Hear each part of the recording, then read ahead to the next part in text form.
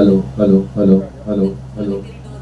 थोड़ा वॉल्यूम बढ़ा दीजिए, वॉल्यूम का ऑप्शन है ना, हाँ वही हाँ, बढ़ाइए थोड़ा और बढ़ाइए, हाँ और कर दीजिए बस। Hello hello hello. बोलिए श्रीमद् भागवत महापुराण की जय, श्री लक्ष्मी नारायण भगवान की जय, श्री राधा कृष्ण भगवान की जय।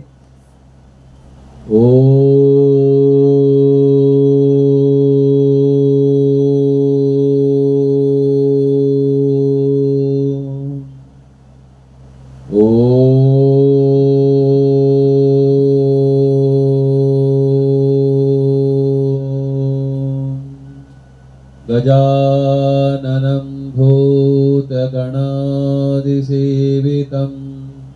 कफेत्थजम्बो फलचारुभक्षणम् उमासुतं शोकविनाशकारकं नमामि विघ्नेश्वरपादपङ्कजम्। ओम श्री वीणा पुस्तकधारिण्ये नमः, श्री गुरु चरण कमलेभ्यो नमो नमः। ओम कृष्णाय वासुदेवाय हरे परमात्मने प्रणतक्लेशनाशाय गोविन्दाय नमो नमः। आदौ देवकी देवगर्भ जनना गोपी गृहे वर्धनम् माया पूजन जीवतापहरणा गोवर्धनो धारिणम् कंसस्तेन कौरवादिहननः कुन्ती सुतापालनम् एतत् श्री पुराण भागवतं कथितं श्री कृष्ण लीलामृतम्। बोलिए श्री राधा कृष्ण भगवान की, श्री सुखदेव जी महाराज की, श्री परीक्षित जी महाराज की जय, श्रीमद् भागवत महापुराण की जय। भगवान श्री राधा कृष्ण जी की असीम अनुकंपा से आज श्रीमद् भागवत कथा के हम चतुर्थ दिवस में प्रवेश कर रहे हैं। आज भगवान श्री कृष्ण जी का जन्म उत्सव मनाया जाएगा, नंद उत्सव मनाया जाएगा। हमारे भाइयों के द्वारा आपको सुंदर सुंदर भजनों का जो है श्रवण करने का सौभाग्य प्राप्त होगा। आइए उससे पहले एक छोटा सा भजन करते हैं, उसके बाद में जो है थोड़ा सा कथा का रसपान करेंगे, फिर जो है हम भजनों का आनंद लेंगे। श्री कृष्ण गोविंद हरे मुरारी, हे नाथ नारायण वासुदेवा। श्री कृष्ण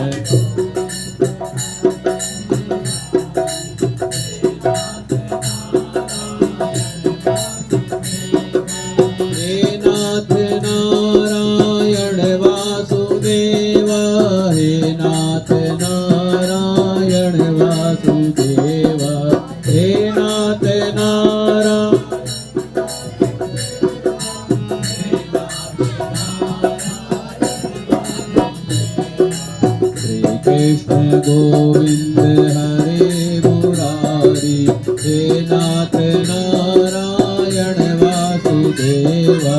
श्री कृष्ण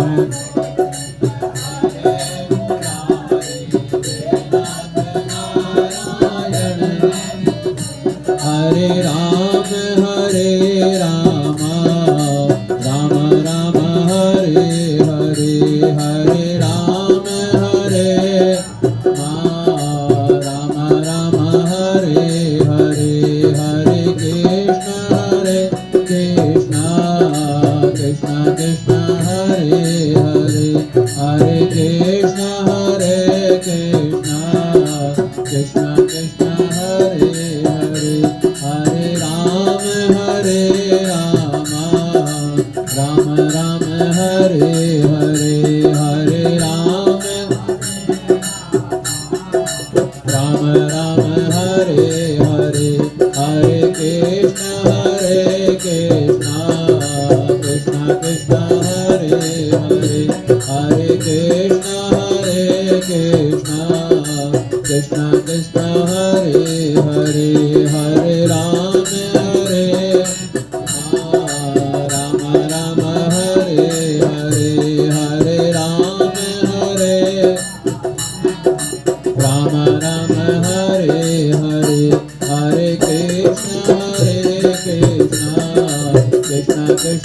हरे हरे हरे कृष्ण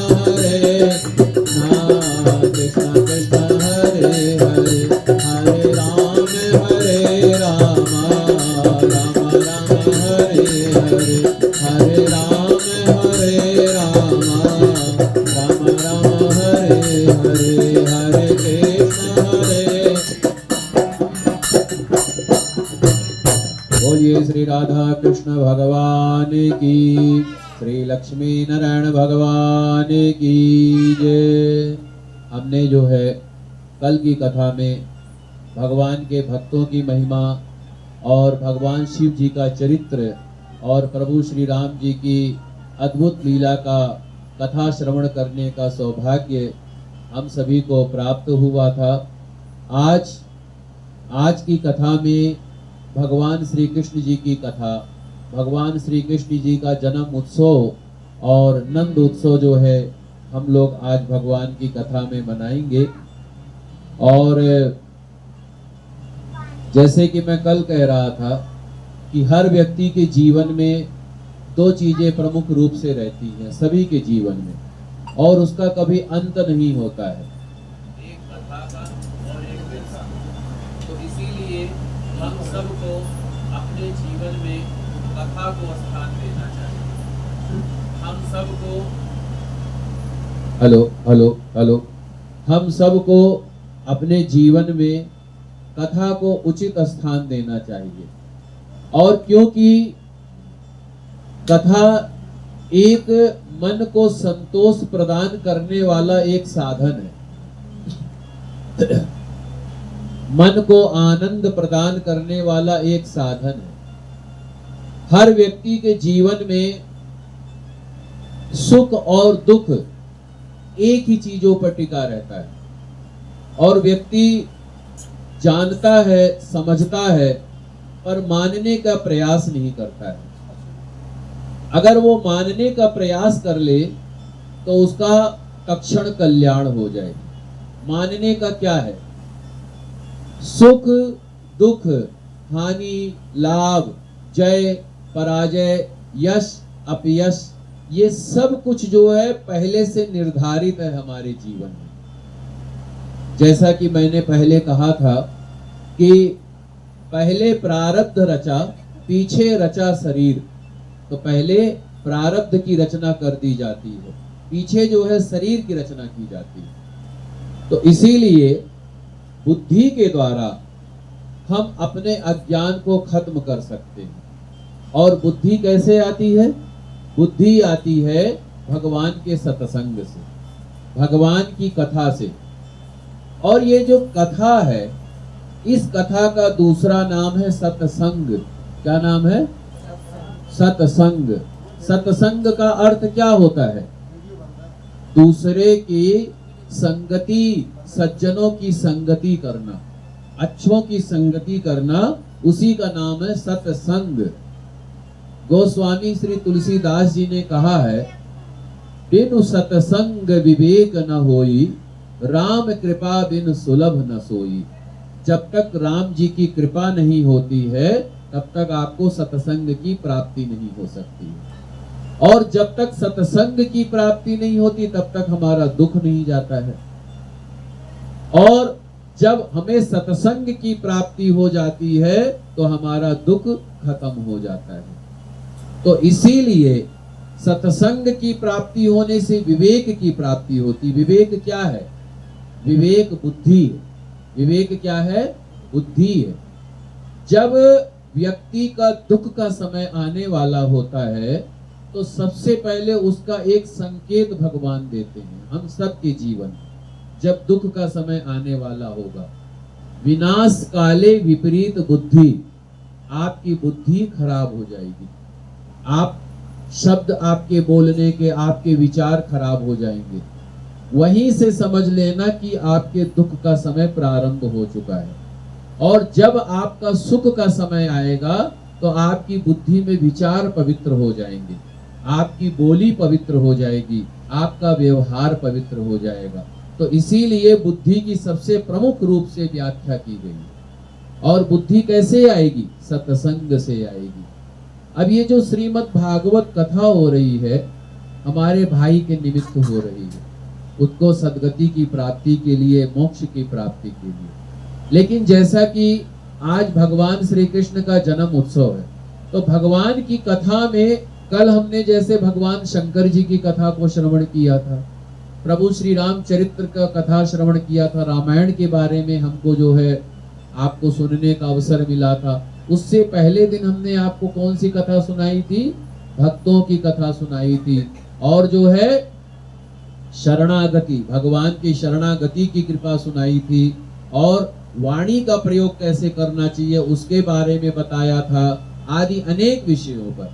तो आज की जो कथा है, तो आज की कथा में आनंद है, उत्सव है, क्योंकि ये श्रीमद् भागवत कथा साक्षात परब्रह्म परमात्मा ही है, जो अपने शब्दों के द्वारा, अपने जो है वाणी के द्वारा भगवान की कथा का रसपान कराते हैं। अब श्रीमद् भागवत कथा में जैसे भगवान का जन्म उत्सव आता है, तो हमें जन्म उत्सव प्रेम भाव से मनाना चाहिए, हमें जो है भक्ति भाव से मनाना चाहिए। कारण देखो, आप जीवन में जो होना है वो पहले से निर्धारित है, उसको कोई नहीं टाल सकता। लेकिन अपने बुद्धि के द्वारा आप जो है धीरज धर करके अपना कर्म कर सकते हैं। अब ये भगवान की जो कथा होती है, भगवान की कथा होने का कारण भी यही है कि जो प्रसंग आए उसी प्रसंग के हिसाब से हमें जो है चलना चाहिए। जैसे कि एक हमारे बहुत ही बड़े अच्छे भक्त हुए हैं, अयोध्या जी के ही थे महाराज जी, श्री राम प्रसाद जी। श्री राम प्रसाद जी बहुत भगवान श्री राम जी के बहुत बड़े भक्त थे, रामायण के बहुत अच्छे प्रकांड विद्वान थे। तो जी वो रामायण की कथा जब भी गाते थे, तो उसके बाद में जब वनवास का प्रसंग आता था, प्रभु श्री राम जी के वनवास जाने का, उनको बड़ा ही कष्ट होता था। तो उन्होंने प्रभु श्री राम जी से निवेदन किया कि प्रभु आप हमें ऐसी कथा बतलाओ जिसमें आपके वनवास का दृश्य ही ना हो। तो भगवान श्री राम जी ने स्वयं ऐसी कथा उनको सुनाई थी कि उसमें वनवास का दृश्य ही नहीं था। लेकिन क्या है कि जो प्रसंग है, अब जैसे आप लोग हैं, आप लोग भजन करते हैं, संगीत में ढंग से पूजन पाठ कथा भागवत सब कुछ करते हैं, तो प्रसंग के हिसाब से चलते हैं। अब जैसे वनवास का प्रसंग है तो उसमें खुशी नहीं होगी, दशरथ जी के अंतिम समय का दृश्य है उसमें खुशी नहीं होगी, पर जब प्रभु श्री राम जी का विवाह उत्सव है उसमें बड़े भाव से गाएंगे, है जी, बड़े भक्ति से गाएंगे, है कि नहीं। और भगवान श्री कृष्ण जी का जन्म उत्सव, सो आज भगवान श्री कृष्ण जी का जन्म उत्सव है, ये हमारे जीवन का आनंद है, ये हमारे जीवन का परम आनंद है, और उनको जिनके लिए ये कथा हो रही मोक्ष की प्राप्ति कराने का साधन है। सो आज हम भगवान श्री कृष्ण जी का जन्म उत्सव मनाएंगे। कथितो वंश विस्तारो भवता सोम सूर्ययो राज्ञां चोभयं वंश्यानां चरितं परमाधुतो यदोष्य धर्मशीलस्य नितरां मुनिसत्तमा तन्त्राशेनवतीर्णस्य विष्णु वीर्याणि संसनः। राजा परीक्षित जी भगवान श्री सुखदेव जी से पूछते हैं कि हे प्रभु, आपने चंद्र वंश के बारे में, सूर्य वंश के बारे में विस्तार से और अद्भुत चरित्र का वर्णन किया है। अब मैं भगवान श्री कृष्ण जी का चरित्र श्रवण करना चाहता हूँ, हमें वो चरित्र सुनाइए, क्योंकि भगवान श्री कृष्ण सभी प्राणियों के जीवन दाता हैं, सर्व अंतर्यामी हैं, और यदुवंश में अवतार ले करके उन्होंने जो जो लीलाएं की उनका हमें विस्तार से श्रवण कराइए, और हमें उस कथा को जो है श्रवण कराने का जो है आशीर्वाद प्रदान कीजिए। तो भगवान आपने अभी बतलाया था कि बलराम जी रोहिणी के पुत्र थे, इसके बाद देवकी जी के पुत्रों में भी आपने उनकी गणना की। दूसरा शरीर धारण किए बिना दो माताओं का पुत्र होना कैसे संभव है। असुरों को मुक्ति देने वाले, भक्तों का प्रेम वितरण करने वाले भगवान श्री कृष्ण अपने वात्सल्य स्नेह से भरे हुए पिता का घर छोड़ करके ब्रज भूमि में क्यों गए थे? राजा परीक्षित जी पूछते हैं श्री सुखदेव जी से। यदुवंश शिरोमणि भक्त वत्सल प्रभु ने नंद आदि गोप बंधुओं के साथ कहां कहां निवास किया? ब्रह्मा और शंकर जी का भी शासन करने वाले प्रभु ने ब्रज में कौन कौन सी लीलाएं की और अपनी माँ के भाई मामा कंस को अपने ही हाथों क्यों मार डाला? कोई अपने मामा को क्यों मारेगा भाई, है?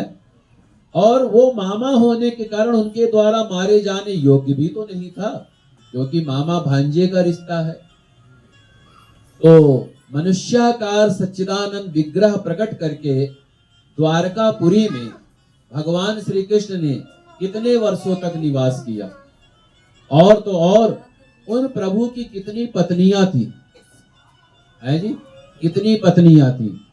और हमने श्री कृष्ण की जितनी लीलाएं पूछी हैं और जो नहीं पूछी है वो सब आप हमें विस्तार से सुनाइए, बड़े ही भक्ति भाव से सुनाइए, क्योंकि आप सब कुछ जानते हैं। मैं उनकी श्रद्धा के साथ वो कथा सुनना चाहता हूं और भगवान कथा को श्रवण करने के लिए मैंने अन्न का और जल का भी त्याग कर दिया है।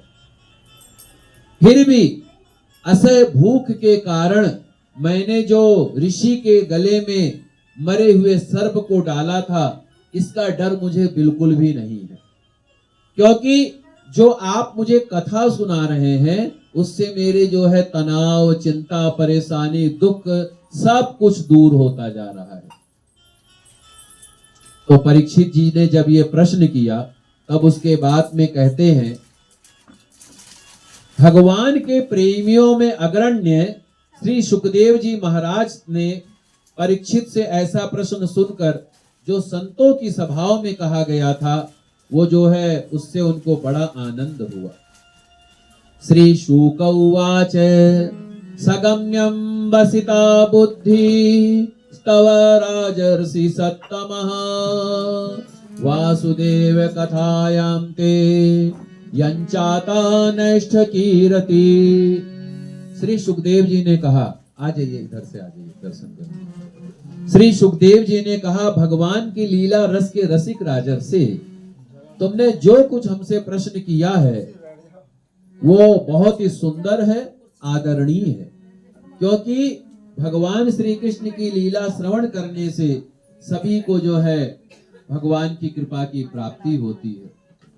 और भगवान की जो कथा है, ये जो वक्ता है जो कथा करते हैं और जो श्रोतागण है जो कथा सुनते हैं, ये दोनों ही लोग पवित्र हो जाते हैं। ये दोनों ही लोग पवित्र हो जाते हैं भगवान की कथा सुनने से, सुनाने से। जैसे गंगा जी का जल या भगवान का चरणामृत सभी को पवित्र कर देता है। अब देखिए, आप कोई भी कार्य करते हैं, जब तक आपका भाव स्वयं नहीं अच्छा होगा आप वो कार्य कर ही नहीं पाएंगे, है जी। जिस चीज में जिसको जितना आनंद आता है ना, अगर वो चीज उसको मिल जाए तो शायद उसके जीवन का तनाव रत्ती भर भी ना रहे, है कि नहीं। अब जैसे कि हम हैं, हमें कथा करने में बहुत आनंद आता है, और हम तो ऐसे हैं कि सुबह से बैठे शाम तक कथा करते रहे, ना भूख लगती है, ना प्यास लगती है, ना कोई दर्द होता है, ना कोई वेदना होती है। क्यों? क्योंकि हमने अपना मन भगवान के चरणों में लगा रखा है। ऐसे ही जब आप कथा सुनते हैं तो आपको ना भूख लगती है, ना प्यास लगती है, ना किसी प्रकार का कोई कष्ट होता है। अर्थात इसका यह है कि आप भगवान की कथा ध्यान पूर्वक सुन रहे हैं, आपने अपने मन को भगवान के चरणों में लगा दिया है। उसके बाद में श्री सुखदेव जी कहते हैं, परीक्षित, एक समय की बात है, लाखों दैत्यों के दल ने घमंडी राजाओं का रूप धारण कर लिया और आए दिन वो जो है पृथ्वी को आक्रांत करने लगे। संत महात्मा सज्जनों को, गऊ को आदि अनेक प्रकार से जो है त्रास देने लगे। कल की कथा में मैं ये कह रहा था, दो प्रकार के व्यक्ति होते हैं। अगर सत्ता यानी कि पैसा और जमीन जायदाद, भूमि और खूब सारी संपत्ति अगर गलत किस्म के आदमी को मिलती है तो वो त्रास देता है। क्या करता है? त्रास देता है। वो रावण बन जाता है, वो कंस बन जाता है, वो अंग्रेज बन जाता है। वो जितनी लड़ाइयां आज देश में हो रही वो इसी के कारण हो रही। और अगर वही सत्ता किसी अच्छे व्यक्ति के हाथ में चली जाती है, एक संत के हाथ में चली जाती है, एक महात्मा के हाथ में चली जाती है, एक सज्जन के हाथ में चली जाती है, तो उससे राम राज्य की स्थापना होती है। क्या? राम राज्य की स्थापना होती है। उससे जो है राम राज्य की कृपा की भक्ति की प्राप्ति होती है। आज के समय में सत्ता किसके पास है? मोदी जी के पास। अब आप सब लोग जानते वो कैसे व्यक्ति हैं। प्रधानमंत्री जी हैं पर काम कितना अच्छा कर रहे हैं। हालांकि राजनीति से मेरा कोई लेना देना नहीं, लेकिन जो अच्छा है सो अच्छा है। हमारे उत्तर प्रदेश के मुख्यमंत्री कौन है? आदित्यनाथ योगी जी हैं, बाबा। अब देखो उनके शासन में कितना कार्य हो रहा है। इसका अर्थ आप समझते हैं कि अगर अच्छे आदमी के हाथ में सत्ता होगी तो उससे राम राज्य की स्थापना होगी। और राम राज्य तो हम आज अपनी आंखों से देख रहे हैं। कैसे देख रहे हैं? जो श्री राम मंदिर 500 वर्षों से नहीं बना वो मंदिर बन गया। अयोध्या का पुनर्विकास हो गया, सब तीर्थ यात्राओं का विकास हो गया, और हमारी संस्कृति, हमारी सनातन और हमारे जो है भगवान की कृपा की प्राप्ति जन जन तक पहुंच रही है। और आज के समय में जब कथा होती है तो युवा लोग ज्यादा रहते हैं। युवा लोग ज्यादा रहते हैं, कारण उनके मन में भी जिज्ञासा हो गई, जागरूकता आ गई है। तो इसीलिए जब जब जो है व्यक्ति सत्ता जो है अच्छे इंसान के पास होगी तो समाज का सुधार होगा, और जब सत्ता गलत किस्म के हाथ में जाएगी तो क्या होगा? समाज का विनाश होगा। रावण भी राजा था, सोने की लंका थी, सब कुछ था, और उसने जब राज्य किया क्या किया? त्रास दिया। और जब हमारे राम जी राजा बने तब क्या कहा जाता है? दैहिक दैविक भौतिक तापा, राम राज्य काहू नहीं व्यापा। किसी प्रकार की कोई परेशानी नहीं थी राम राज्य में, क्योंकि जब आप सत्य का पालन करते हैं, जब आप धर्म का पालन करते हैं, तो आपके जीवन में न अभाव होता है, ना ही किसी प्रकार की कोई परेशानी होती है।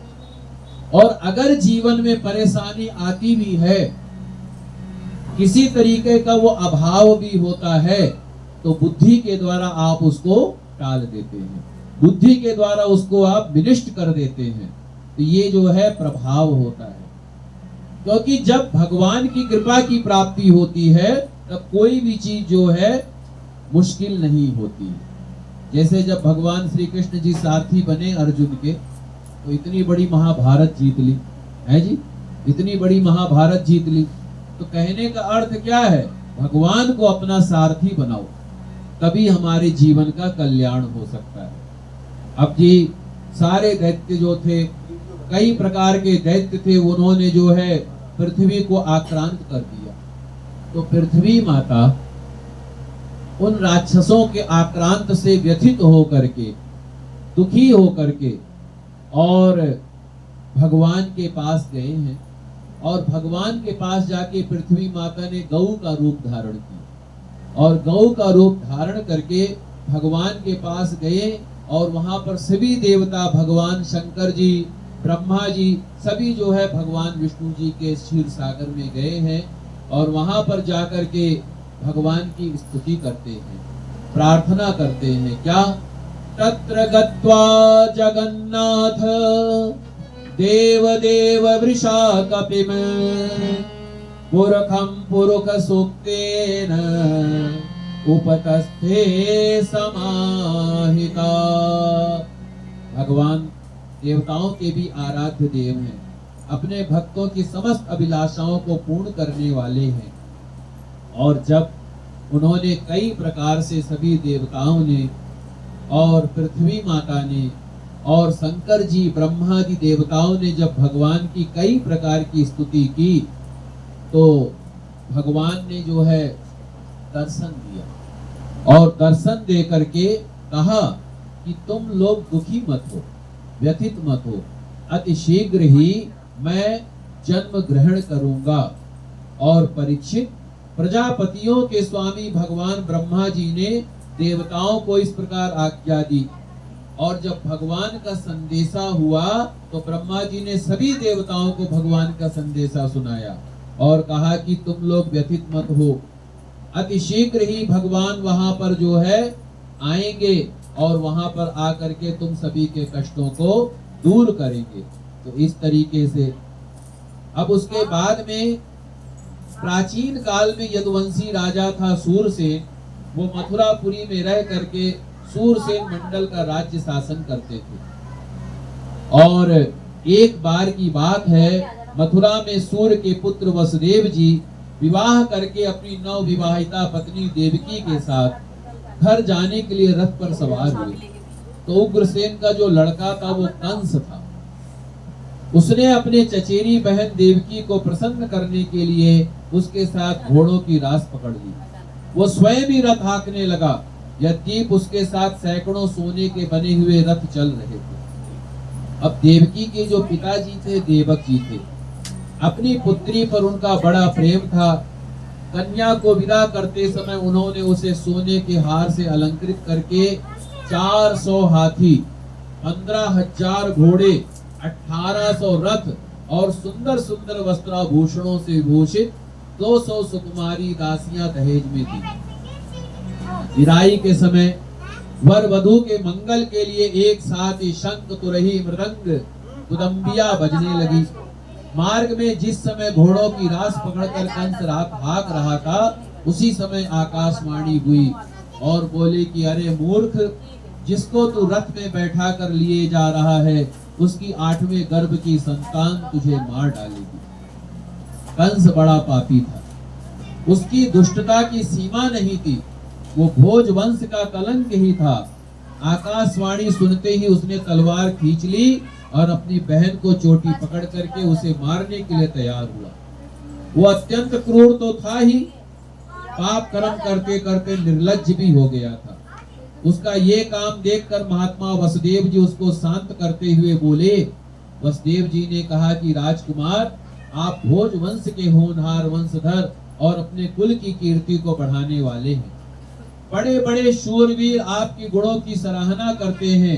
इधर एक तो ये स्त्री, दूसरे आपकी बहन और तीसरी ये विवाह का शुभ अवसर, ऐसी स्थिति में आप इसे कैसे मार सकते हैं। अब ये जो घटना हुई है, जब कंस रथ हाँक रहा था तभी आकाशवाणी क्यों हुई, ये हम सबको अवश्य जानना चाहिए।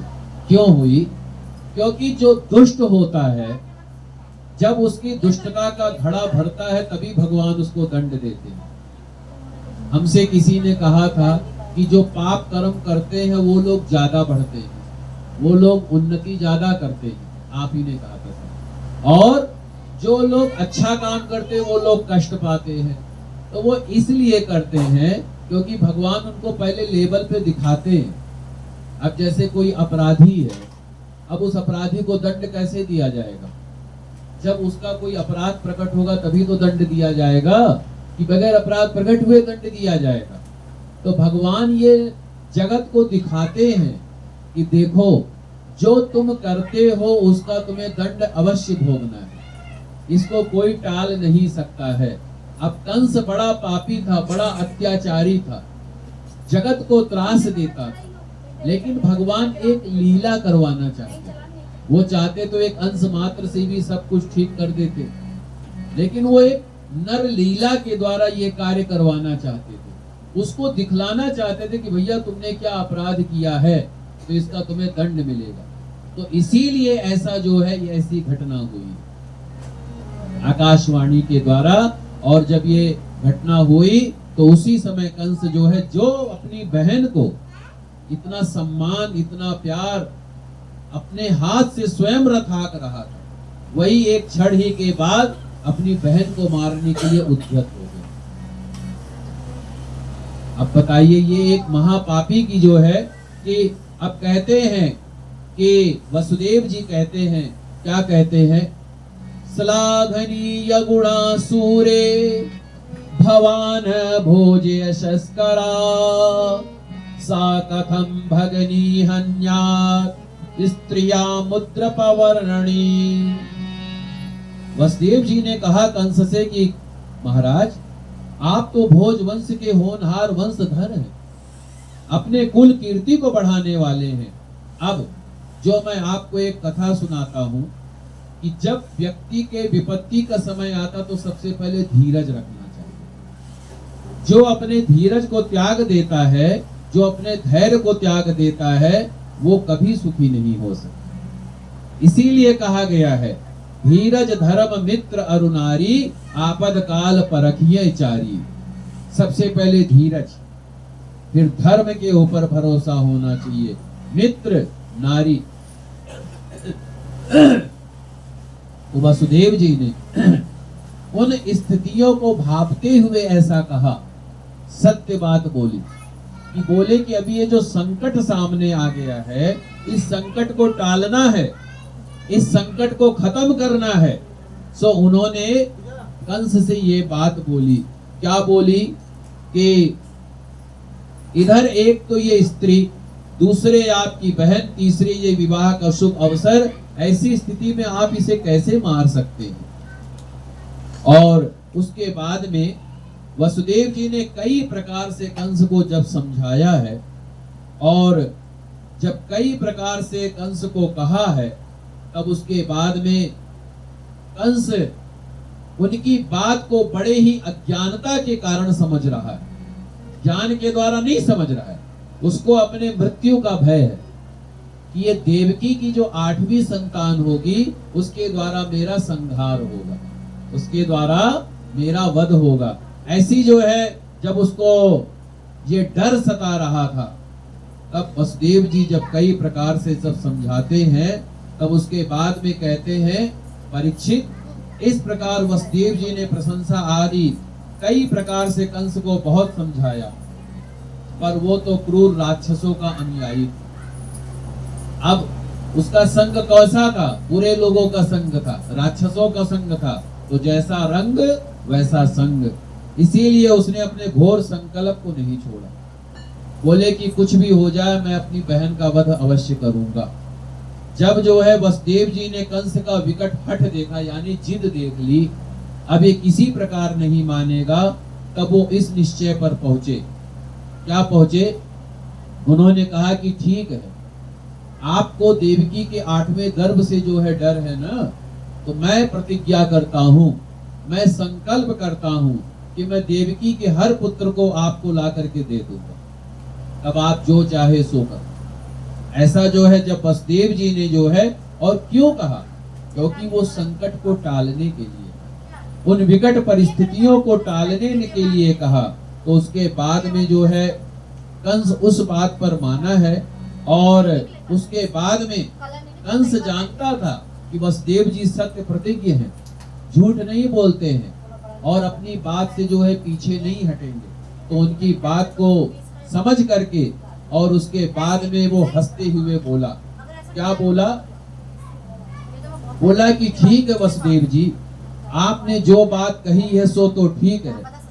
और सौम्य कंस जानता था कि वसुदेव जी के वचन झूठे नहीं होते हैं, इसीलिए उसने बहन को मारने का विचार छोड़ दिया। इधर वसुदेव जी बहुत प्रसन्न हुए और उनकी प्रशंसा करके अपने घर पर आए। देवकी माता बड़ी सती साध्वी हैं, सारे देव उनमें निवास करते हैं। समय आने पर देवकी जी के गर्भ से हर साल एक एक करके 8 पुत्र और 1 कन्या उत्पन्न हुए। पहले पुत्र का क्या नाम था? कीर्तिमान। पहले पुत्र का नाम था कीर्तिमान। वसुदेव जी ने उसको लाकर कंस को दे दिया। ऐसा करते हुए कष्ट तो बहुत हुआ वसुदेव जी को, क्योंकि लेकिन फिर भी उन्होंने उन कष्टों को सहते हुए जो है कहीं सोचा कि कहीं ऐसा ना हो कि कंस मेरी बात को अन्यथा समझे, इसीलिए पहले पुत्र को ले जा करके दे दिया। परीक्षित, सत्य संग पुरुष बड़े से कष्ट भी सह लेते हैं, ज्ञानियों को किसी बात की अपेक्षा नहीं रहती, और जो गलत किस्म के व्यक्ति होते हैं वो गलत से गलत काम करने में भी शर्म नहीं आती होती है। गलत से गलत काम करने में उनको थोड़ा सा भी डर नहीं लगता है। अब जब कंस ने देखा कि वसुदेव जी का अपने पुत्र की जीवन और मृत्यु में समान भाव है, सत्य में पूर्ण निष्ठावान है, तब वो बहुत प्रसन्न हुआ और वसुदेव जी से कहा, वसुदेव जी आप इस नन्हे से सुकुमार बालक को ले जाइए, इससे मुझे कोई भय नहीं है, क्योंकि आकाशवाणी ने तो ऐसा कहा था कि देवकी के 8वें गर्भ से उत्पन्न संतान के द्वारा मेरी मृत्यु होगी। वसुदेव जी ने कहा कि ठीक है और उस बालक को लेकर के लौट आए। परंतु उन्हें मालूम था कि कंस तो बड़ा दुष्ट है और उसका मन उसके हाथ में नहीं है, वो किसी भी क्षण बदल सकता है, इसीलिए उन्होंने उसकी बात पर विश्वास नहीं किया। अब एक बात ये समझने की योग्य है कि अगर भगवान को जब जन्म ही लेना था 8वें पुत्र के रूप में, तो उन्होंने सूचना क्यों दिलवाई? उन्होंने सूचना क्यों दिलवाई? और वसुदेव और देवकी जी के जीवन में इतना अथाह कष्ट क्यों हुआ? और उसके बाद में जितनी संतानें थी उनका संहार क्यों हुआ? इसलिए क्योंकि वसुदेव जी और देवकी जी पता है कौन थे? वसुदेव जी और देवकी जी जो है पिछले जन्म के महाराजा दशरथ और जो है कैकेयी माता, समझ गए? तो उन्हीं के श्राप की वजह से उनको जो है वो चीज भोगना पड़ा था। और दूसरा कारण क्या था? भगवान के जो पहले जो भाई थे, जो 8-7 भाई थे, उनको एक श्राप मिला हुआ था और वो श्राप का उद्धार उसी तरीके से हो सकता था। तीसरा कारण क्या था? तीसरा कारण ये था कि भगवान ये अपनी कुछ लीला दिखलाना चाहते थे, तभी उन्होंने ऐसी लीला की। अब उसके बाद में जी परीक्षित इधर भगवान नारद जी कंस के पास आए और उससे बोले कि कंस, ब्रज में रहने वाले नंद गोप, उनकी स्त्रियां वसुदेव जी, देवकी यदुवंश की स्त्रियां, वसुदेव दोनों के बंधु बांधव सब के सब भगवान हैं। जो इस समय तुम्हारी सेवा कर रहे वे भी देवता ही है और तुम्हारा संहार करने के लिए सबने अवतार धारण किया है। इसीलिए उन्होंने ये भी बतलाया कि दैत्यों के कारण पृथ्वी का भार बढ़ गया है, इसीलिए देवताओं की ओर से अब उनके वध की तैयारी की जा रही है। अब नारद जी कौन है? भगवान विष्णु जी के परम भक्त। हर वक्त नारायण नारायण श्रीमन नारायण नारायण नारायण नारायण श्रीमन नारायण नारायण नारायण नारायण नारायण श्रीमन नारायण नारायण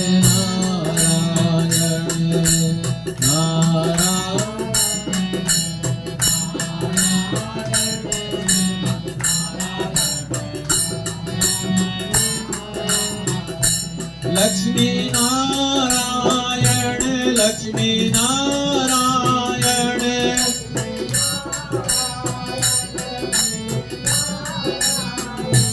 भजमन नारायण भजमन नारायण भजमन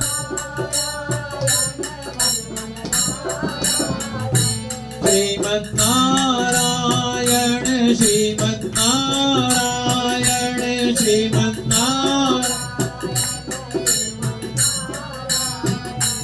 सत्य नारायण नारायण नारायण सत्य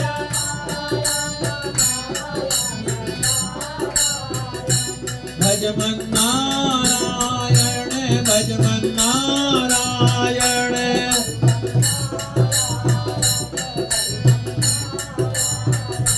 लक्ष्मी नारायण नारायण नारायण लक्ष्मी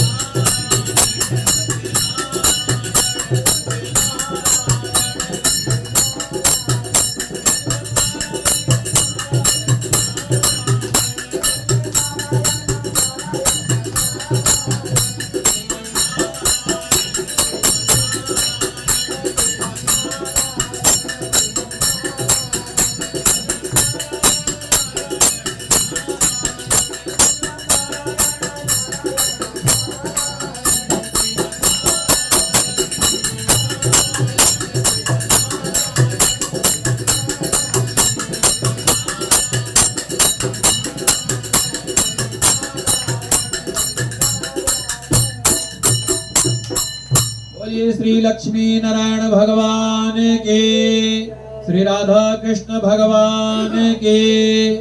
तो नारद जी भगवान की स्तुति करते हैं, भगवान के ध्यान में मगन रहते हैं और हर वक्त नारायण नारायण का नाम जाप किया करते हैं।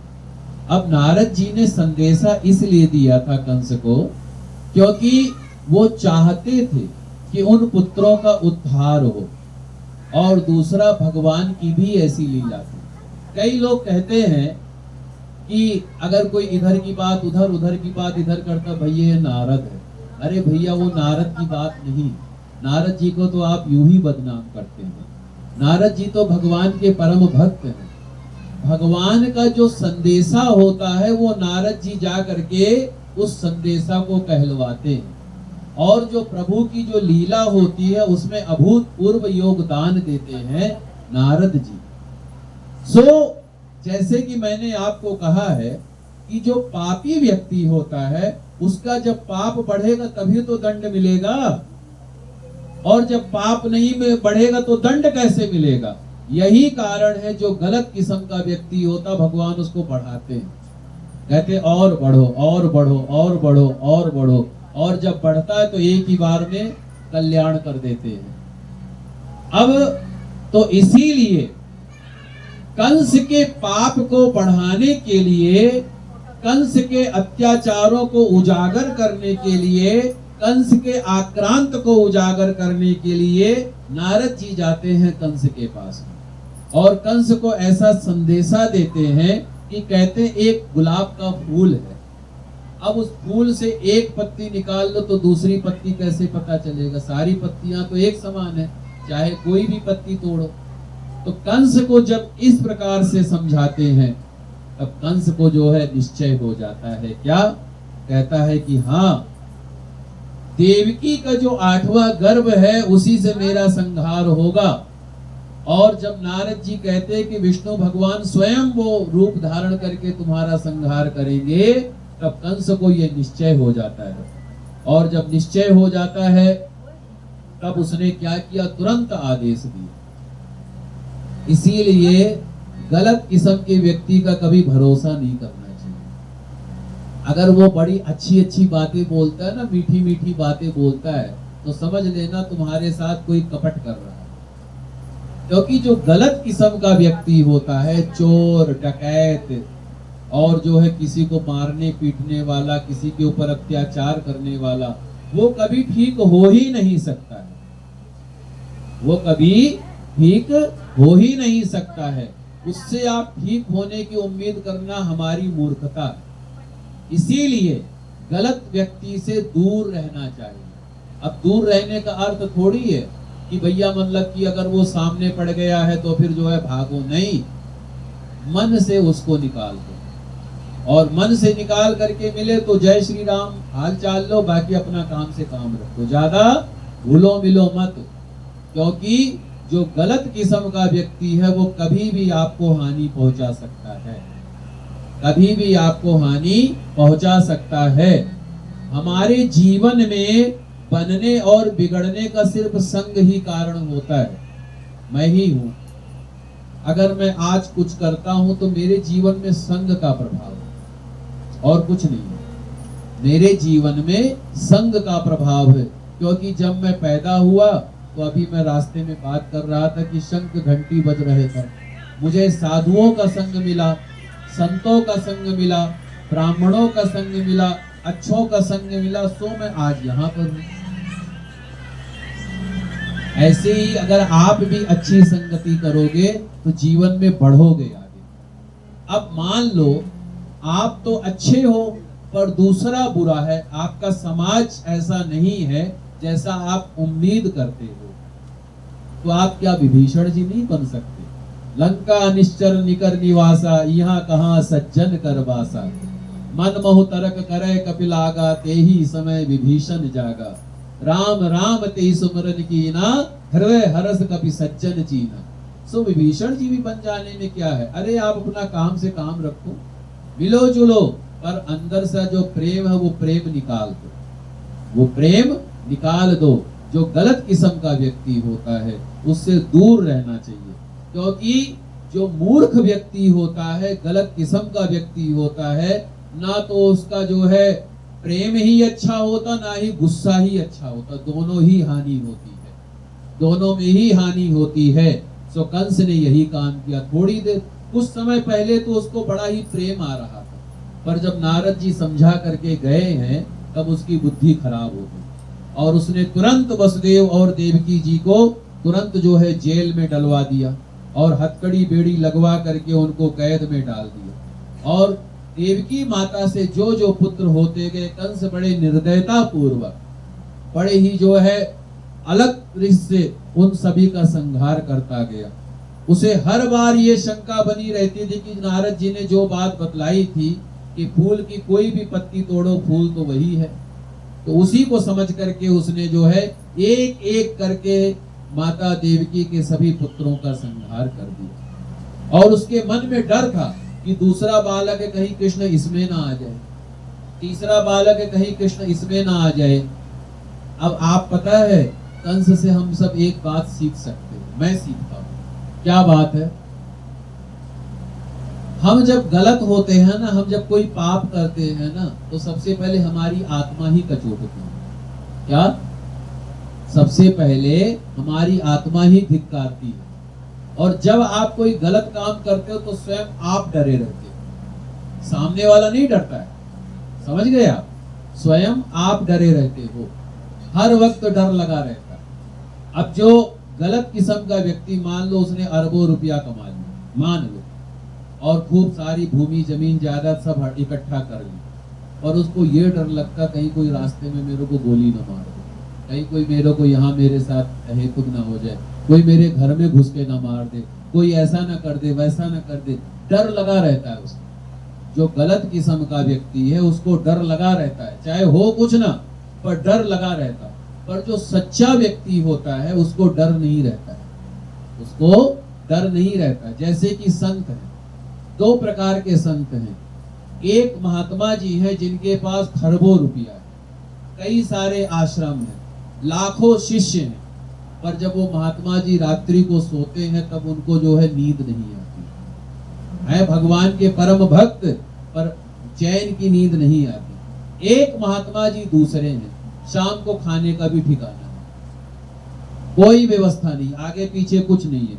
अब आप बताओ, जो दूसरे वाले महात्मा जी है वो चैन से रहते होंगे कि पहले वाले महात्मा जी चैन से रहते होंगे? दूसरे वाले, जिनके पास कुछ ठिकाने नहीं है, उनको रहेगा भैया कोई क्या ले जाएगा मेरे से, मेरे को क्या कोई कहेगा, कुछ है ही नहीं तो मैं क्या करूंगा फिर।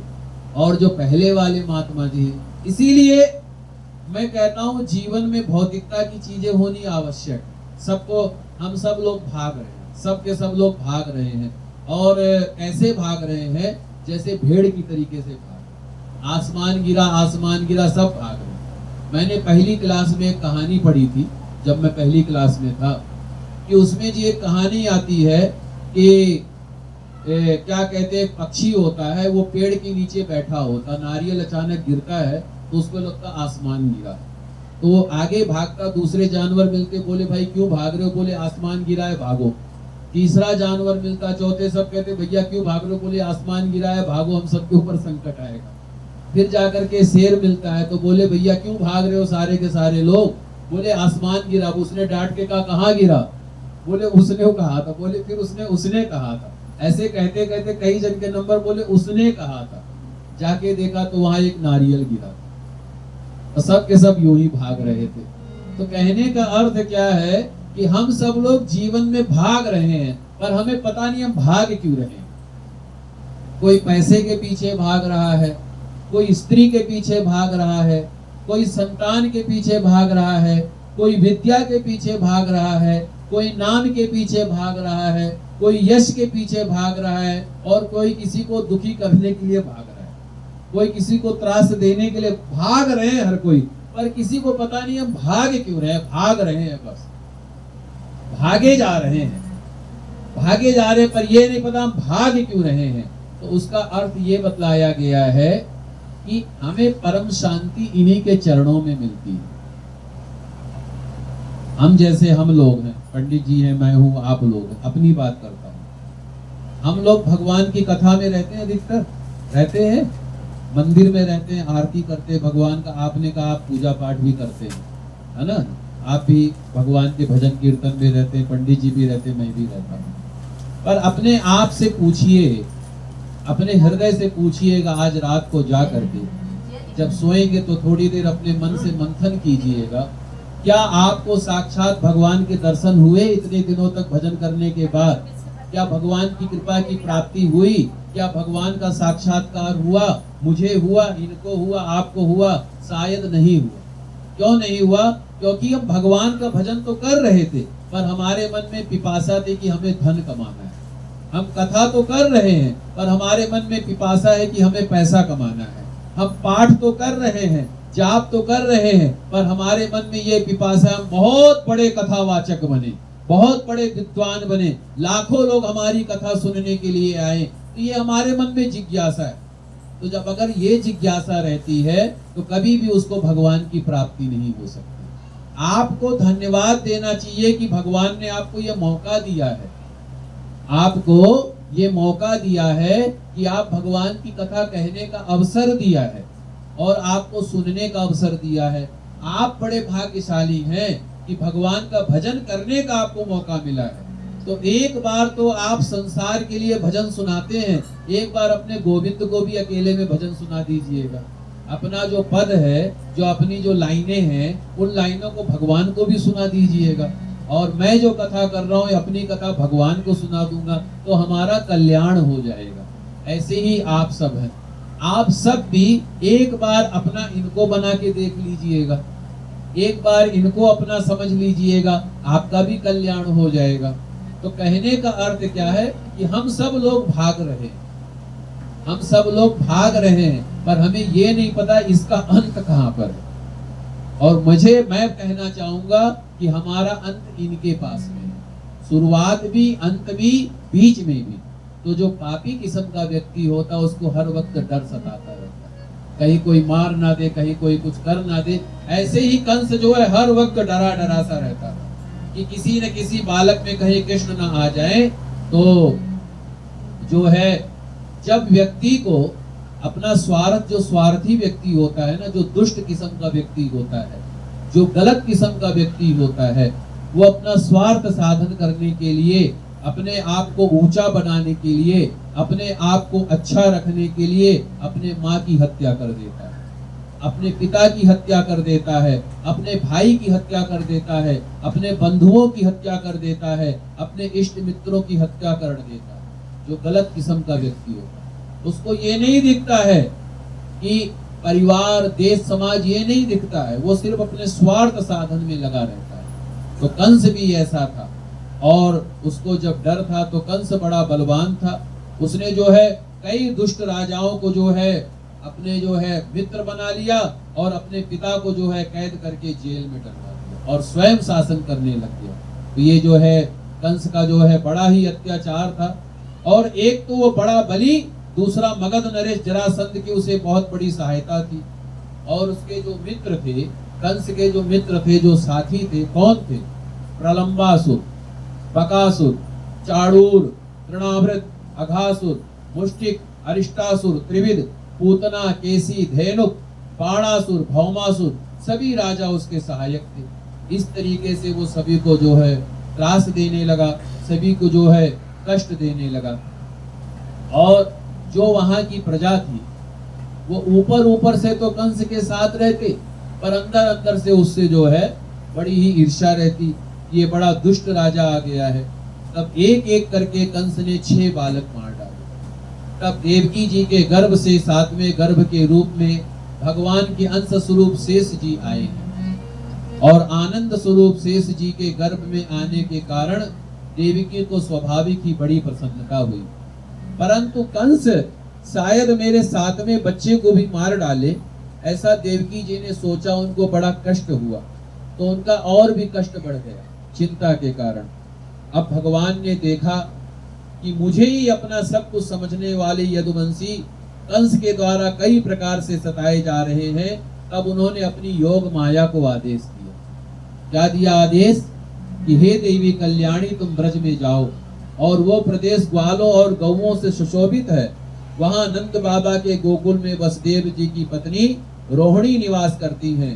उनकी और भी पत्नियां कंस के डर से गुप्त स्थानों में रहती हैं।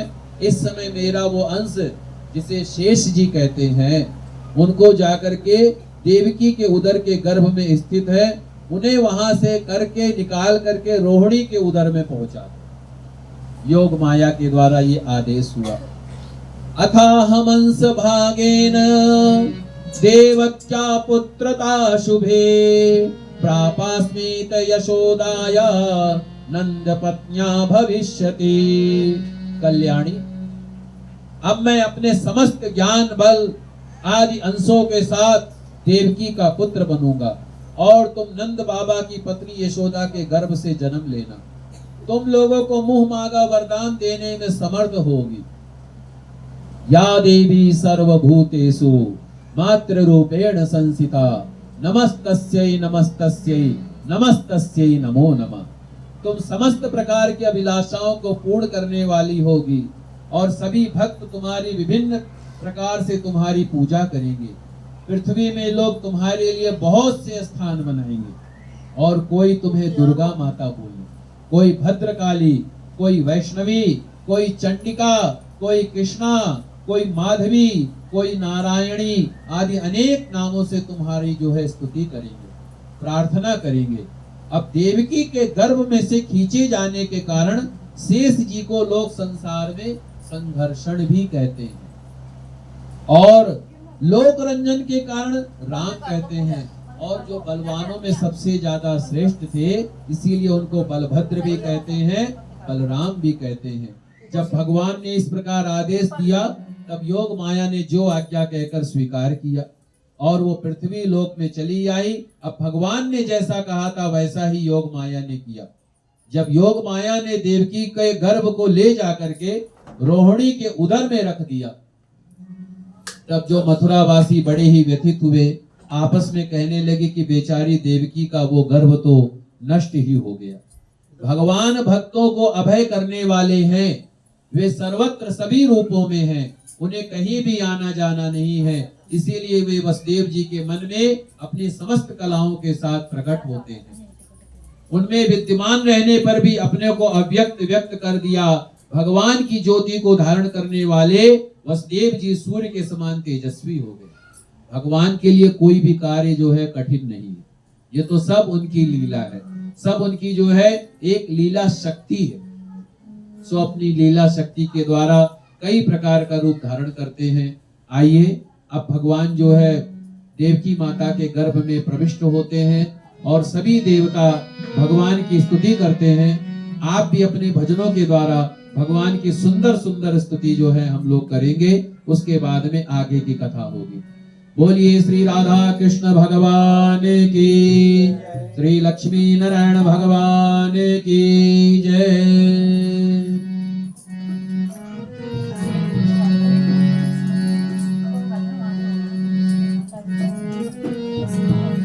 भगवान की ज्योति को धारण करने के साथ वसुदेव जी सूर्य के समान तेजस्वी हो गए। उन्हें देखकर लोगों की आंखें चौंधिया जाती, कोई भी अपने बलवाणी या प्रभाव से उन्हें दबा नहीं सकता। भगवान के उस ज्योतिर्मय अंश को जो जगत का परम मंगल करने वाला है, वसुदेव जी के द्वारा आधान किए जाने पर देवकी ने ग्रहण किया। आप जब तक भजन जो है कोई सा भी कर सकते हैं भगवान की स्तुति का। जैसे पूर्व दिशा चंद्र देव को धारण करती है, वैसे ही शुद्ध सत्व से संपन्न देवी देवकी ने आत्म स्वरूप भगवान को धारण किया। भगवान सारे जगत के निवास स्थान है, देवकी माता भी उनका निवास स्थान बन गई और इस तरीके से सभी देवता भगवान की स्तुति करते हैं।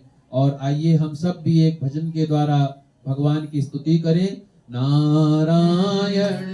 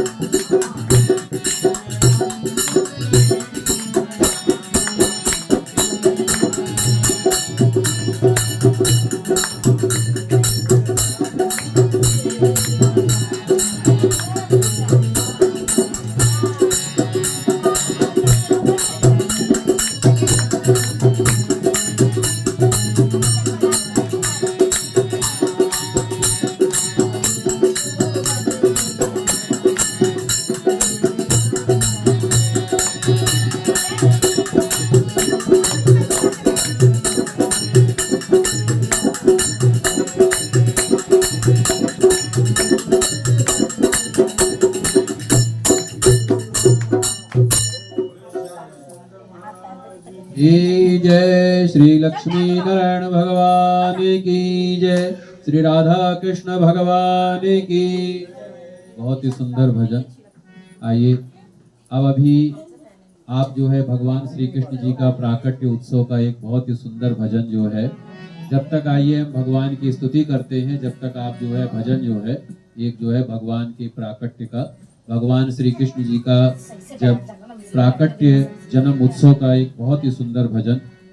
और इसके बाद में प्रार्थना करते हैं कि हे कमल नयन माता वसुदेव जी,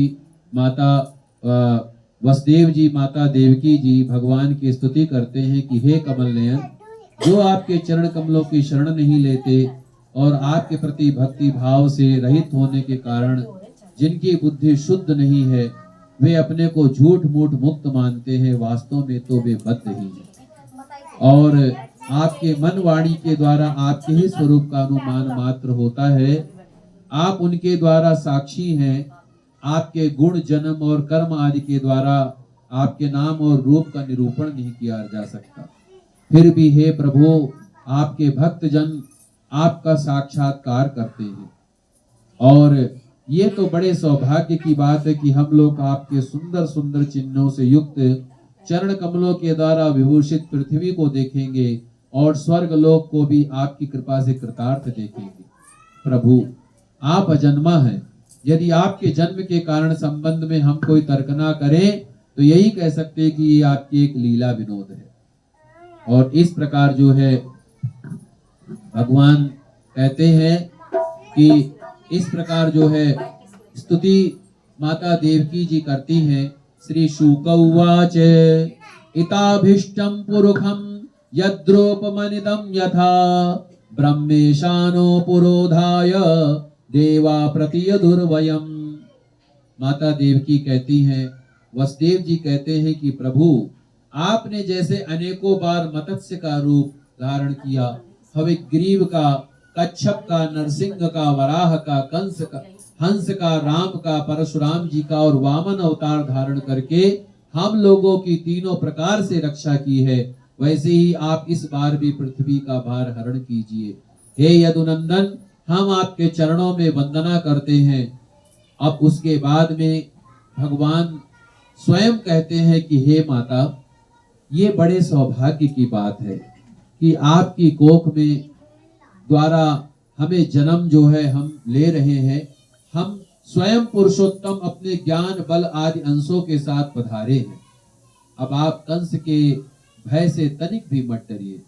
अब तो वो कुछ ही दिनों का मेहमान है और आपका पुत्र यदुवंश की रक्षा करेगा। श्री सुखदेव जी कहते हैं, परीक्षित, ब्रह्मादि देवताओं के द्वारा इस प्रकार भगवान की स्तुति का उनका रूप ये है कि इस प्रकार निश्चित रूप से तो कहा नहीं जा सकता। सब अपनी बुद्धि के अनुसार भगवान की स्तुति करते हैं। इसके बाद ब्रह्मा जी, शंकर जी आगे करके देवगण स्वर्ग में जाते हैं। श्री शुक उवाच अथ सर्वगुणोपेत काला परम शोभनः यद्देह वा जन्मक्षय शांत गृह तारकम। श्री सुखदेव जी कहते हैं, परीक्षित, अब समस्त शुभ गुणों से युक्त बहुत ही सुहावना समय आया। पवित्र रोहिणी का नक्षत्र था। आकाश के सभी नक्षत्र, ग्रह और तारे सौम्य हो रहे थे। दिशाएं प्रसन्न थी। निर्मल आकाश में तारे जगमगा रहे थे। पृथ्वी के बड़े बड़े नगर, छोटे छोटे गांव, अहीरों की बस्तियां और हीरे आदि की खाने मंगलमय हो रही थी। नदियों का जल निर्मल हो गया था। रात्रि के समय भी सरोवर में कमल खिल रहे थे।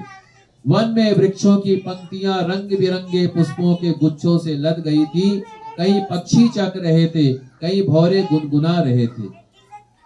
उसी समय परम पवित्र और शीतल मंद सुगंध वायु अपने स्पर्श से लोगों का सुखदान करती हुई बह रही थी। ब्राह्मणों के अग्निहोत्र कभी न बुझने वाली अग्नियां जो कंस के अत्याचारों से बुझ गई थी, इस समय अपने आप प्रज्वलित हो उठी। संत पुरुष तो पहले से ही चाहते थे कि असुरों की बढ़ती न होने पाए। अब उनका मन प्रसन्नता से भर गया। जिस समय भगवान के प्राकट्य का अवसर आया, स्वर्ग में देवताओं की दुदंबियां अपने आप बज उठी। किन्नर और गंधर्व मधुर स्वर में गाने लगे। सिद्ध और चारण भगवान के मंगल में गुणों की स्तुति करने लगे। विद्याधारियां अप्सराओं के साथ नाचने लगे। बड़े बड़े देवता, ऋषि मुनि आनंद में भरकर पुष्पों की वर्षा करने लगे। जल से भरे हुए बादल समुद्र के पास जाकर धीरे धीरे गर्जना करने लगे। जन्म मृत्यु के चक्र से छुड़ाने वाले जनार्दन के अवतार का समय था निशीथ। चारों ओर अंधकार का साम्राज्य था। उसी समय सबके हृदय में विराजमान भगवान विष्णु देवरूपिणी देवकी माता के गर्भ से प्रकट हुए। बोलिए श्री कृष्ण भगवान की, श्री लड्डू गोपाल की, श्री बाल मुकुंद भगवान के। जैसे ही पूर्व दिशा में 16 कलाओं से पूर्ण चंद्रमा का उदय हो गया हो, वसुदेव जी ने देखा एक छोटा नन्हा सा शिशु बालक है। उसके जो आंखें हैं कमल के समान है, कोमल है, विशाल है। 4 सुंदर हाथों में शंख चक्र गदा कमल लिए हैं। वक्षस्थल पर श्री वत्स का चिन्ह है। अत्यंत सुंदर स्वर्णमयी रेखा है। गले में कौस्तुभ मणि झिलमिला रही है। वर्षाकालीन मेघ के समान परम सुंदर श्यामल शरीर पर मनोहर पीतांबर फहरा रहा है। बहुमूल्य वैदुर्य मणि किरीट और कुंडल की कांति से सुंदर सुंदर घुंघराले बाल सूर्य की किरणों के समान चमक रहे हैं। कमर में चमचमाती करधनी की लड़ियां लटक रही हैं। बाहों में बाजूबंद, कलाइयों में कंकड़ शोभायमान हो रहा है। इन सब आभूषणों से सुशोभित बालक के अंग अंग से अलौकिक छटा निरख रही है। जब वसुदेव जी ने देखा कि मेरे पुत्र के रूप में स्वयं भगवान आ गए हैं, तब उन्हें बहुत ही आश्चर्य हुआ। फिर आनंद से उनकी आंखें खिल उठी और उनका रोम रोम परमानंद में मगन हो गया। अब उन्होंने कहा कि मैं भगवान श्री कृष्ण जी का जन्म उत्सव मनाऊंगा। तो उसी समय उन्होंने संकल्प कर लिया क्या कि मैं 10,000 गाय दान करूंगा अपने बालक के जन्म उत्सव के निमित्त। और परीक्षित भगवान श्री कृष्ण अपनी अंक कांति से सूतिका गृह को जगमगा रहे थे। जब वसुदेव जी को निश्चय हो गया ये परम पुरुष परमात्मा ही है, तब भगवान का प्रभाव जान लेने से उनका सारा भय जाता रहा। अपनी बुद्धि स्थिर करके उन्होंने भगवान के चरणों में अपना सिर झुका दिया और हाथ जोड़ करके स्तुति करते हैं। आइए हम लोग भजन के द्वारा बोलिए श्री बाल मुकुंद भगवान की, श्री कृष्ण भगवान की जय।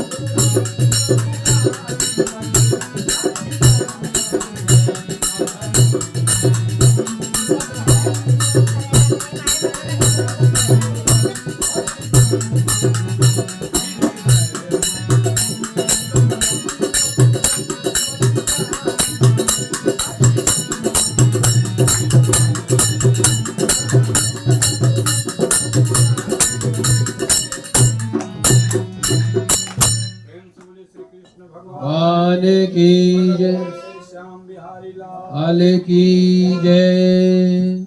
एक भगवान का, एक स्तुति का भजन, एक कोई अच्छा सा और जी।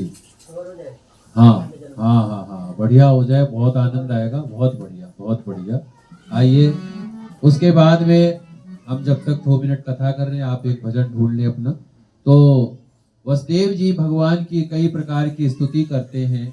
जब भगवान का प्राकट्य हुआ और इधर देवकी जी ने देखा कि मेरा जो पुत्र है वो तो स्वयं भगवान आ गए हैं मेरे पुत्र के रूप में, और पहले से ही भगवान के सभी लक्षण मौजूद हैं।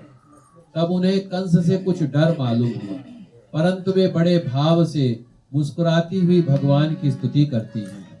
माता देवकी कहती हैं कि प्रभु, वेदों ने आपके जिस रूप को अव्यक्त सबका कारण बतलाया है और जो अवर्चनीय है वो स्वयं आप हैं। जिस समय ब्रह्मा की पूरी आयु समाप्त हो जाती है, काल के शक्ति से सारे लोग नष्ट हो जाते हैं, उस समय आप ही शेष रह जाते हैं। इसीलिए एक नाम आपका शेष भी है। हे मधुसूदन, इस पापी कंस को ये बात मालूम ना हो कि मेरे गर्भ से आपका जन्म हुआ है। मेरा धैर्य टूट रहा है, आपके लिए मैं कंस से बहुत ही डर रही हूँ। श्री भगवान उवाच त्वमेव पूर्व सर्गे भी कृष्णा स्वयंभुवे सतिः तदाय सुतपानाम प्रजापतिर्कल्मषा। भगवान ने कहा कि देवी, हे मां, तुम तनिक भी मत व्यथित हो, तनिक भी मत डरो। मैं तुम्हें सारी कथा विस्तार से बतलाता हूँ। माता, स्वयंभू मनवंतर में जब तुम्हारा पहला जन्म हुआ था, उस समय तुम्हारा नाम प्रश्नी था और ये वसुदेव जी सुतपा नाम के प्रजापति थे। तुम दोनों के हृदय बड़े ही शुद्ध थे। जब ब्रह्मा जी ने तुम दोनों को संतान उत्पन्न करने की आज्ञा दी, तब तुमने बड़ी ही कठिन तपस्या की। कोई बात नहीं, और प्राणायाम के द्वारा अपने मन को भी धो डाला। तुम दोनों की इतनी कठिन तपस्या थी कि तुमने अपना मन हम में लगा दिया, और ऐसे करते करते 12,000 वर्ष बीत गए तुम्हें तपस्या करते करते। उस समय मैं तुम दोनों पर बहुत ही प्रसन्न हुआ। उस समय जब मैं प्रकट हुआ तो मैंने तुमसे कहा कि तुम्हारी जो भी इच्छा है मुझसे वो वस्तु मांगो। तब तुम दोनों ने कहा कि मुझे जो है आपके जैसा ही पुत्र चाहिए। माता देवकी जी पूर्व जन्म में कृष्णी थे और वसुदेव जी सुतपा नाम के प्रजापति थे। बड़ी ही कठिन तपस्या करके भगवान को प्रसन्न किया और भगवान से कहा कि मुझे आपके जैसा ही पुत्र चाहिए। तो भगवान ने कहा कि मैं अपने जैसा पुत्र कहां से लाऊंगा, तो इसीलिए वो भगवान स्वयं ही पुत्र रूप में आ गए। और उस समय इसीलिए तुम जैसा पुत्र प्राप्त है, तो मैंने कहा कि ठीक है, अब इसी को देखा और इसलिए मैं तुम दोनों का पुत्र हुआ। और उस समय मैं प्रश्नी गर्भ के नाम से विख्यात। उसके दूसरे जन्म में माता तुम अदिति थी और वसुदेव जी कश्यप थे। उस समय भी मैं तुम्हारा पुत्र हुआ। मेरा नाम था उपेंद्र। मेरा शरीर छोटा था, छोटे कद का था, इसीलिए लोग मुझे वामन कहते हैं, जो कल कथा मैंने आपको सुनाया था। सती देवकी, तो मैं तुम्हारे उपेंद्र के नाम से तुम्हारा पुत्र बना था, मेरा नाम वामन हुआ था। अब इस जन्म में, तीसरे जन्म में मैं उसी रूप से तुम्हारा फिर से पुत्र हुआ, और मेरी वाणी सदा सत्य होती, क्योंकि जो मैं बोलता हूँ वो सत्य होता है। मैंने तुम्हें अपना ये रूप इसीलिए दिखलाया है कि तुम्हें मेरे जो पहले के अवतार उनका जो है स्मरण हो जाए, याद हो जाए। अगर मैं ऐसा नहीं करता तो केवल मनुष्य शरीर से मेरे अवतार की पहचान नहीं होगी। तुम दोनों मेरे प्रति सदा ही पुत्र का भाव रखना, सदा ही मेरे में मन लगाए रखना, और इस समय वात्सल्य स्नेह और चिंतन के द्वारा तुम्हें मेरे परम पद की प्राप्ति होगी। जब तक तुम रहोगे संसार में तब तक तो सुखी रहोगे, और जब तुम्हारा शरीर छूट जाएगा तो तुम्हें मेरा परम धाम प्राप्त होगा। ऐसा भगवान ने माता देवकी को और वसुदेव जी को आशीर्वाद दिया। श्री सुखदेव जी कहते हैं, इतना कहकर भगवान चुप हो गए और उन्होंने अपनी योग माया से पिता माता के देखते देखते एक सुंदर सा शिशु का रूप धारण कर लिया। छोटे से बच्चे बन गए भगवान। तब वसुदेव जी ने भगवान की प्रेरणा से अपने पुत्र को लेकर के सूतिकागृह से बाहर निकलने की इच्छा प्रकट की। उसी समय नंद जी की पत्नी यशोदा मैया के गर्भ से उस समय योग माया का जन्म हुआ, जो भगवान की शक्ति होने के कारण उनके समान ही जन्म रहे। उसी योग माया ने सभी के बुद्धि को मोहित कर दिया और जो है पूर्ववासियों के समस्त इंद्रियों की चेतना हर ली। सब के सब लोग अचेत निद्रा के वशीभूत हो गए, सब के सब सो गए। सभी दरवाजे जो बंद थे सारे दरवाजे अपने आप खुल गए, सारे किवाड़ अपने आप खुल गए। वसुदेव जी की लोहे की जो जंजीरें थी वो अपने आप टूट गई, जो ताले लगे थे वो अपने आप जो है हट गए और उनका बाहर जाना बड़ा ही कठिन था। परंतु वसुदेव जी जैसे ही भगवान श्री कृष्ण को गोद में लेकर के जैसे ही वो जो है आगे पहुंचे, सभी दरवाजे अपने आप खुलते चले गए। और उसी समय बादल धीरे धीरे गरज कर जल की फुहारें छोड़ रहे थे। इस समय शेष जी अपने फनों से जल को रोकते हुए भगवान के पीछे पीछे चलने लगे। उन दिनों बार बार वर्षा होती थी, भादव का महीना था, वर्षा तो होनी। उनका प्रवाह गहरा और तेज था, तरल तरंगों के कारण जल पर फेन ही फेन हो रहा था। सैकड़ों भयानक भंवर पड़ रहे थे, जैसे सीतापति भगवान राम जी को समुद्र ने रास्ता दे दिया था, उसी तरीके से यमुना मैया ने भगवान को रास्ता दे दिया। बोलिए यमुना मैया की। वसुदेव जी ने नंद बाबा के गोकुल में जाकर के देखा कि सब के सब लोग निद्रा के वशीभूत हैं, सब के सब लोग सो रहे हैं। उन्होंने अपने पुत्र को यशोदा मैया की सैया पर सुला दिया और यशोदा मैया के जहाँ जो कन्या जो जन्म ली थी योग माया ने, उस कन्या को लेकर के वो बंदी गृह में लौट आए। जेल में पहुंचकर वसुदेव जी ने उस कन्या को देवकी के सैया पर सुला दिया और अपने पैरों में बेड़ियां अपने आप डल गई। पहले की तरह वे बंदी गृह स्वयं ही बंद हो गए। उधर नंद पत्नी यशोदा जी को इतना मालूम हुआ कि कोई संतान हुई है, परंतु वो ये ना जान सकी कि बेटा हुआ है कि बेटी हुई है, पुत्र हुआ है कि पुत्री हुई है, क्योंकि उन्हें योग माया ने अचेत कर दिया। तो आइए भगवान जी के श्री कृष्ण का जन्म उत्सव का एक भजन है, जो उसके बाद में जो है आगे का जो है भजन। हाँ हाँ सोहर है, बहुत अच्छा सोहर है, आप लोग सुनिए। बहुत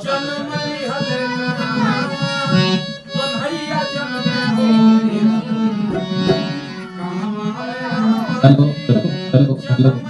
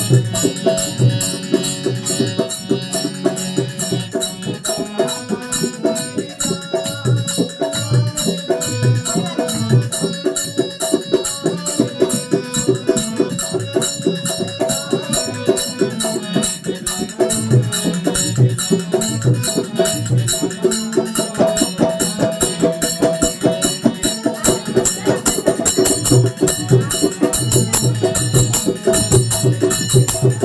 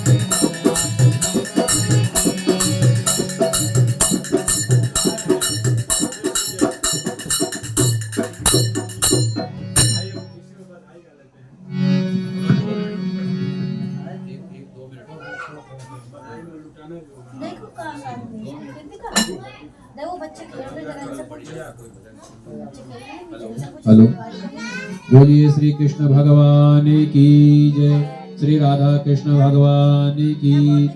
अभी कुछ देर बाद में नंद उत्सव मनाया जाएगा, सिर्फ 5 मिनट बाद में। अभी तो भगवान का उत्सव मनाया ही गया है, भगवान की बधाई का, और बढ़िया सुंदर तरीके से मनाया जाएगा। तो आप सब लोग जो है आनंद में भर के भगवान का नंद उत्सव मनाए बड़े ही प्रेम से।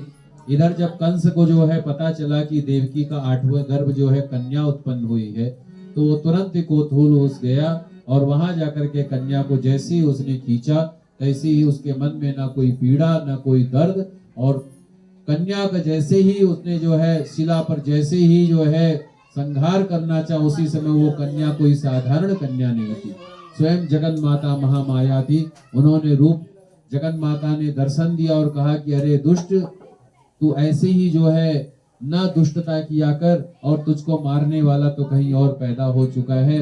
ऐसा कहकर देवी जो है अंतर्ध्यान हो गई है। और इधर जो है कंस ने आकर के वसुदेव देवकी जी से क्षमा मांगी है, और उसके बाद में वो जो है पर उसके मंत्रियों ने स्वयं जो है कंस को समझाया, तो फिर से जो है वसुदेव देवकी जी को जो है कारागार में डाला। इधर श्री सुखदेव जी कहते हैं नंद बाबा जी बड़े मनस्वी उदार थे। जब उन्होंने सुना कि हमारे यहाँ पुत्र का जन्म हुआ है, काफी समय से उनको संतान नहीं हुई थी, और जब ये समाचार सुना कि हमारे यहाँ पुत्र का जन्म हुआ है, उनका मन आनंद से भर गया। उन्होंने स्नान किया और सुंदर सुंदर वस्त्र और आभूषण धारण किए, ब्राह्मणों को बुलाकर स्वस्ति वाचन करवाया, अपने पुत्र का जात कर्म संस्कार कराया और पितरों की विधि पूर्वक पूजा करवाई। ब्राह्मणों को कई प्रकार का वस्त्र दिया, आभूषण दिया, गौवें दान की, रत्न और तिल के पहाड़ दान किए, और उसके बाद में कई प्रकार का दान जो है नंद बाबा जी करते हैं। और बड़े ही आनंद से जो है भगवान जो है वहां पर नंद उत्सव मनाया जाने लगा। गायक सभी गाने लगे, भेरी दुदम्बिया बजने लगी, ब्रजमंडल के सभी घरों में द्वार आंगन भीतरी भाग झाड़ फुहार दिए गए। आप लोग भी मजीरा ले लो, आप लोग भी साथ में भजन करना। यशोदा जी के पुत्र हुआ है, ये सुन करके गोपियों को भी बड़ा आनंद हुआ। उन्होंने सुंदर सुंदर वस्त्र और आभूषण अंगल आदि से श्रृंगार किया। गोपियों के मुख कमल बड़े ही सुंदर जान पड़ते हैं, उन पर लगी हुई कुमकुम ऐसी लगती है मानो कमल का केसर हो। और उस समय जो है भगवान श्री कृष्ण जगत के एकमात्र स्वामी है। नंद बाबा स्वभाव से ही परम उदार और मनस्वी थे। उन्होंने सभी गोपियों को गोपों को बहुत से वस्त्र दिए, आभूषण दिए, गौवे दिए, सूत मागध नंदी जन सभी को जो है कई प्रकार के उनका मुंह मांगा वरदान दिया। और जो है इस तरीके से जो है वहां नंद उत्सव बड़े धूमधाम से मनाया जा रहा है। आइए हम सब भी नंद उत्सव में जो है सम्मिलित हों और भगवान का जन्म उत्सव बड़े ही प्रेम से, बड़े ही भाव से, बड़े ही भक्ति से मनाते हैं। बोलिए श्री नंद के लाला के, यशोदा मैया के लाला के, श्री कृष्ण भगवान की, ब्रज के लाला के। आइए भगवान का बड़ा ही सुंदर नंद उत्सव, और ये बड़े ही बढ़िया तरीके से काफी देर तक आप जो भी इतना बढ़िया तरीके से, है ना जी जी।